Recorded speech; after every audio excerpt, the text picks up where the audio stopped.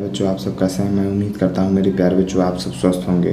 मेरे प्यारे बच्चों ये जो है मेरे प्यारे बच्चों ये जो आज का जो हमारा प्रश्न है मेरे प्यारे बच्चों मिक्स प्रैक्टिस है। मेरे प्यारे बच्चों याद रखिएगा मेरे प्यारे बच्चों क्या है मेरे प्यारे बच्चों आज का जो हमारा प्रश्न है मेरे बच्चों मिक्स प्रैक्टिस है। तो इन सारे प्रैक्टिस सेट को जो है मेरे प्यारे बच्चों अच्छी तरह से मेरे प्यारे बच्चों क्या करना है मेरे प्यारे बच्चों आपको बनाना है। ठीक है मेरे प्यारे बच्चों हो सकता है मेरे प्यारे बच्चों वीडियो थोड़ा लंबा जाए लेकिन आपको क्वेश्चन को मिस नहीं करना है मेरे प्यारे बच्चों। अब देखिए सबसे पहले सवाल में क्या पूछा जा रहा है मेरे बच्चों सवाल को देखिएगा और सवाल को मेरे बच्चों बना करके उसको समझने की कोशिश करिएगा। मेरे प्यारे बच्चों सवाल क्या बोला जा रहा है क्या है एक्स अक्ष पर कोटि का मान। सबसे पहले समझ लीजिए मेरे प्यारे बच्चों एक्स अक्ष और वाई अक्ष बनता कैसे। ये देखिए एक ग्राफ खींचना है मेरे प्यारे बच्चों। अब देखिए यहाँ पर ई जो होता है मेरे प्यारे बच्चों सीधे वाई होता है। ठीक है और यहाँ जो होता है मेरे प्यारे बच्चों ये वाई कोऑर्डिनेट होता है। कोऑर्डिनेट नहीं वाई डैश ई एक्स हो गया और इसको मेरे प्यारे बच्चों एक्स डैश। ठीक है अब इधर देखिए इधर प्लस वाला होता है प्लस में 1 प्लस में 2 प्लस में 3 प्लस में 4। देखते रहिएगा ध्यान से यहाँ पर किधर क्या हो गया मेरे जो प्लस वाला हो गया और इधर वाला जो होगा मेरे प्यारे बच्चों एक्स डैश वाला ये सब माइनस में होगा -1 -2 और माइनस मेरे प्यारे बच्चों 3 इसी तरह से आगे तक जाएगा। ठीक है अब ऊपर में देखिए और जीरो जो होगा मेरे प्यारे बच्चों सारे बिंदु का यहीं पर जीरो होगा। ठीक है मेरे बच्चों बीच में क्या होता है मेरे प्यारे बच्चों सारे बिंदु का जीरो होता है। ठीक है अब चलिए यहाँ पर अब वाई की बात करते हो। वाई का जो प्लस वाला होगा मेरे प्यारे बच्चों ऊपर होगा 1 2 मेरे प्यारे बच्चों 2 3। ठीक है ऊपर वाला जो होगा प्लस में होगा। अब नीचे देखिए वाई जो डैश है मेरे प्यारे बच्चों ये सब माइनस में होगा -1 -2 और -3। इतना आप लोगों को तो मेरे प्यारे बच्चों समझ में आ रहा होगा। मेरे प्यारे बच्चों कोई दिक्कत है मेरे प्यारे बच्चों तो आप मेरे प्यारे बच्चों क्या कर सकते हैं मेरे प्यारे बच्चों बता सकते हैं। ठीक है अब देखिए सबसे पहले मेरे प्यारे बच्चों एक्स वाले को भुज कहा जाता है। ठीक है एक्स वाले को भुज क्या कहिएगा मेरे प्यारे बच्चों एक्स वाले को भुज और वाई वाले को कोटि। वाई वाले को कोटि। ठीक है एक्स वाले को भुज कहा जाता है और वाई वाले को कोटि कहा जाता है। ये बात जो है मेरे प्यारे बच्चों हमेशा आपको क्या करना है मेरे प्यारे बच्चों याद रखना है। अब सवाल में क्या पूछ रहा है मेरे प्यारे बच्चों सो ध्यान से समझिएगा। बोला जा रहा है क्या है एक्स अक्ष पर कोटि का मान। देखिए एक्स अक्ष कौन वाला है आप ध्यान से देखिए एक्स अक्ष ये वाला है इस पर बोला कोटि का मान। तो भैया एक्स अक्ष पर कोटि का मान क्या होगा 0 होगा मेरे प्यारे बच्चों। एक्स अक्ष पर कोटि का मान क्या होगा पिछला बिंदु क्या होता है मेरे प्यारे बच्चों वाई का बीच में ही बिंदु है ना। जब हम एक्स अक्ष ले लिए मेरे प्यारे बच्चों तो वाई का क्या है ये ना बीच वाला है तो बीच वाला मेरे प्यारे बच्चों बीच में क्या है 0 क्या हो जाएगा मेरे प्यारे बच्चों -1 भी नहीं होगा 2 भी नहीं होगा और 1 भी नहीं केवल और केवल क्या हो जाएगा मेरे बच्चों डी यानी 0 हो जाएगा। क्या हो जाएगा मेरे प्यारे बच्चों 0 हो जाएगा। अब चलिए मेरे प्यारे बच्चों अब देखिए इसी तरह से मेरे बच्चों मैंने कोटि और भुज के भी बारे में बता दिया है मेरे प्यारे बच्चों। अब जो है अगला सवाल लेते हैं मेरे प्यारे बच्चों। अगले सवाल की ओर बढ़ते हैं मेरे प्यारे बच्चों। देखते हैं मेरे बच्चों क्या हमारा अगला प्रश्न कैसा है मेरे प्यारे बच्चों और अगले सवाल को करने की कोशिश करते हैं मेरे प्यारे बच्चों। प्रैक्टिस करते रहेगा मेरे प्यारे बच्चों। प्रैक्टिस आप लोगों के लिए बहुत ही ज़रूरी है। चलिए दूसरा प्रश्न में क्या पूछा जा रहा है वाई अक्ष पर भुज का मान। देखिए वाई दे दिया है मेरे प्यारे बच्चों अब भुज का यानी एक्स का मान पूछ रहा है। सिंपल सा बात है सबका क्या होता है 0 1 ही होता है मेरे प्यारे बच्चों। तो वाई का भी मान क्या हो जाएगा 0 2 नहीं होगा -1 नहीं होगा 1 नहीं होगा केवल और केवल क्या हो जाएगा मेरे बच्चों बी नंबर 0। ठीक है मेरे प्यारे बच्चों इन सारे सवालों को मेरे प्यारे बच्चों अच्छी तरह से आपको क्या करना होगा प्रैक्टिस कर लेना होगा मेरे प्यारे बच्चों। ठीक है मेरे बच्चों अच्छी तरह से क्या कर लेना होगा मेरे बच्चों प्रैक्टिस करना होगा। अगले सवाल की ओर बढ़ते हैं। तीसरा सवाल देखिए तीसरा सवाल में क्या है। तीसरा सवाल में पूछा जा रहा है क्या बिंदु दिया है किस चतुर्थांश में स्थित है। सबसे पहले आप चतुर्थांश देखिए मेरे बच्चों जब हम ग्राफ बनाते हैं मेरे प्यारे बच्चों तो उसमें जैसे हम बनाए थे मेरे प्यारे बच्चों यहाँ देखिएगा 1 2 3 ये एक्स वाला था ये एक्स डैश वाला था ये वाई वाला था और नीचे में वाई डैश वाला था। इधर जो है -1 था -2 था -3 था इधर -1 -2 और इधर क्या था +1 +2 +3।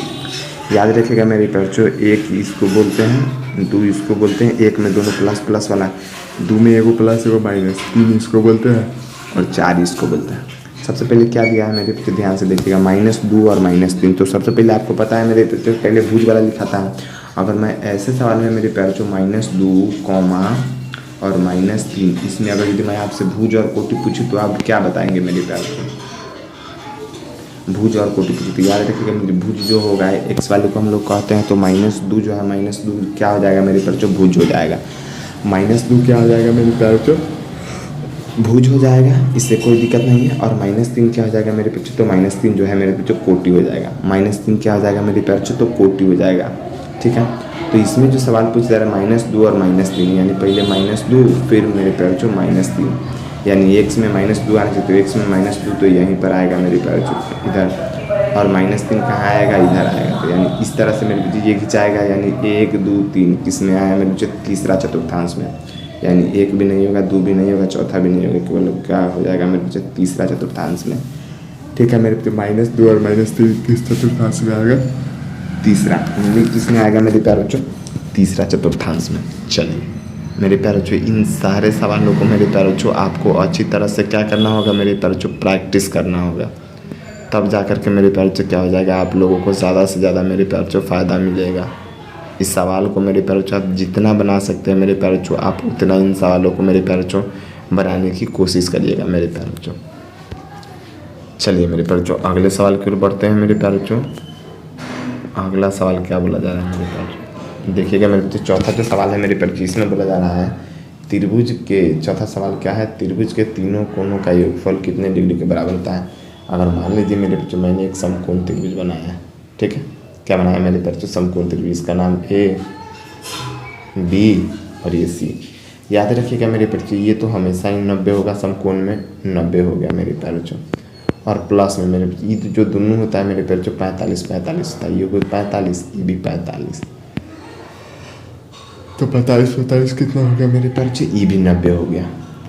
तो याद रखिएगा 90 90 कितना हो गया मेरे बच्चों? 180 डिग्री। अब आपको पता है त्रिभुज चाहे कोई सा भी हो मेरे प्यारे बच्चों, चाहे वो समद्विबाहु हो, चाहे वो समबाहु हो मेरे प्यारे बच्चों, टोटल जो उसका योगफल जो आएगा मेरे प्यारे बच्चों वो हमेशा ही 180 डिग्री होगा। क्या होगा मेरे प्यारे बच्चों? 180 डिग्री होगा।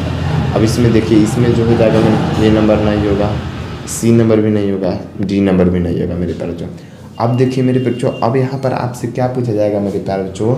इसमें पूछा जाएगा त्रिभुज के प्रकार। ठीक है, सबसे पहले आप इन सवालों को मेरे प्यारे बच्चों अच्छी तरह से मेरे बच्चों प्रैक्टिस में ला सकते हैं मेरे प्यारे बच्चों, और जितना आप इस पर प्रैक्टिस कर लीजिएगा मेरे प्यारे बच्चों, आप लोगों के लिए उतना ही बेहतर होगा। अब सबसे पहले जिसकी हम बात कर लेते हैं मेरे प्यारे बच्चों, त्रिभुज के प्रकार। तो याद रखिएगा मेरे प्यारे बच्चों, त्रिभुज जो है 3 प्रकार के होते हैं। कौन कौन मेरे प्यारे बच्चों? तो एक होता है मेरे प्यारे बच्चों समबाहु। क्या होता है? समबाहु। दूसरा होता है मेरे बच्चों समद्विबाहु। समद्विबाहु। तीसरा होता है मेरे बच्चों विषमबाहु। क्या होता है मेरे प्यारे बच्चों? विषमबाहु। ठीक है, समबाहु में क्या होता है? सभी भुजा बराबर होता है, इसका भी योगफल कितना होता है? 180 डिग्री। त्रिभुज में चाहे कोई भी हो, सबका क्या होता है मेरे प्यारे बच्चों? 180 डिग्री ही होता है। समद्विबाहु मेरे प्यारे बच्चों, जिसके क्या हो मेरे प्यारे बच्चों? जिसके 2 भुजा आपस में बराबर हो, ऐसे। ठीक है, जिसके क्या हो मेरे बच्चों? 2 भुजा आपस में बराबर हो। और विषमबाहु वो होता है मेरे बच्चों जिसका एक भी भुजा आपस में बराबर ना हो। तो आप कॉन्सेप्ट समझ गए मेरे बच्चों? समबाहु, समद्विबाहु और विषमबाहु। समबाहु में जिसका सभी भुजा आपस में बराबर होते हैं, समद्विबाहु में जिसका केवल 2 भुजा आपस में बराबर होता है, विषमबाहु में जिसका कोई भी भुजा मेरे प्यारे बच्चों आपस में बराबर नहीं होता मेरे प्यारे बच्चों, उसे हम लोग क्या कहते हैं मेरे प्यारे बच्चों? तो उसे जो हम लोग कहते हैं मेरे प्यारे बच्चों विषमबाहु त्रिभुज, जिसका कोई भी भुजा आपस में मेरे प्यारे बच्चों बराबर ना हो मेरे प्यारे बच्चों। अब देखिए मेरे प्यारे बच्चों, अब हम लोग चलते हैं मेरे बच्चों अगले प्रश्न की ओर चलते हैं मेरे प्यारे बच्चों। देखते हैं हमारा अगला प्रश्न क्या है होने वाला मेरे प्यारे बच्चों। अब देखिए मेरे प्यारे बच्चों, ये जो सवाल है मेरे प्यारे बच्चों, देखिएगा मेरे बच्चों, ये 5वां नंबर सवाल है मेरे प्यारे बच्चों। क्या बोला जा रहा है यहाँ पर? x² होगा। ठीक है मेरे प्यारे बच्चों, यहाँ पर सवाल में बोला जा रहा है x² प्लस में 5x और माइनस में 6 है, तो इसके बराबर जो नीचे जो ऑप्शन दिया हुआ है मेरे बच्चों कौन सा सही है? ठीक है मेरे प्यारे बच्चों, यानी इसको तोड़ना है, तो इसको हम लोग कैसे तोड़ेंगे मेरे बच्चों? तो ध्यान से देखिएगा, x² और प्लस में मेरे प्यारे बच्चों एक को लिखेंगे 6x, और जो है माइनस में सीधे x लिखेंगे। माइनस में क्या लिखेंगे मेरे प्यारे बच्चों? x लिखेंगे, और यहाँ पर क्या आ जाएगा मेरे बच्चों? माइनस में 6 दिया है, लिखेंगे। अब यहाँ पर आप पूछिएगा मेरे बच्चों 6 और यहाँ पर x कहाँ से लिखे? तो मेरे प्यारे बच्चों आपको पता होना चाहिए, जोड़ करके 5x आना चाहिए और गुना होकर के फर्स्ट इंटू लास्ट जब हम गुना करते हैं तो यहाँ पर 6x² आता है कि नहीं आता है मेरे प्यारे बच्चों? 6x²। तो गुना करके 6x² आना चाहिए। ठीक है मेरे बच्चे, तो अब यहाँ से क्या कर लेते हैं, इसको मैंने अगर यदि 5 में अगर यदि 3 लू लेते तो 3 गुना 6 हो जाता, लेकिन माइनस वाला नहीं करता, यानी ये तो यहाँ पर 3 दूनी के फॉर्म में नहीं दिया था, यहाँ पर क्या है 1 और 6 दिया था। तो सिंपल सा बात है, यहाँ से हमको क्या कॉमन लेना है मेरे प्यारे बच्चों, इसको मैंने इस तरह से बना दिया मेरे बच्चों। 6x में अगर यदि 1 से हम गुना करते तो 6x² पूरी गया मेरे प्यारे बच्चों, और 6x में यहाँ पर प्लस है, प्लस 6x में से हम -x को जोड़ते हैं तो हमारा 5x पूरी गया। यानी हम क्या कर लेते हैं मेरे बच्चे, यहाँ से कुछ कॉमन ले लेते हैं। क्या यहाँ पर x कॉमन ले लिए तो x बच गया, प्लस में कितना बच गया 6 इंटू है माइनस यहाँ से x है, और यहाँ पर मेरे बच्चे सीधे 6 है। तो x तो हम कॉमन ले नहीं सकते क्योंकि दोनों में नहीं है, तो एक तो है ना मेरे प्यारे बच्चे, एक तो ले ही सकते हैं। तो एक अगर यदि लेंगे तो क्या बच गया x, और माइनस माइनस क्या हो गया मेरे प्यारे बच्चे, तो प्लस में 6। ठीक है, अब यहाँ लिखेंगे x - 1 और यहाँ पर आ गया x + 6।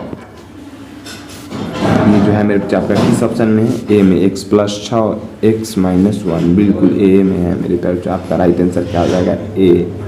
क्या हो जाएगा राइट आंसर, बी भी नहीं होगा, सी भी नहीं होगा, और डी भी नहीं होगा मेरे प्यारे। उम्मीद कर रहे हैं मेरे प्यारे बच्चों आप लोगों को अब अच्छी तरह से मेरे प्यारे बच्चों समझ में आ रहा होगा मेरे प्यारे बच्चों। फिर मिलते हैं मेरे प्यारे बच्चों अगले वीडियो में।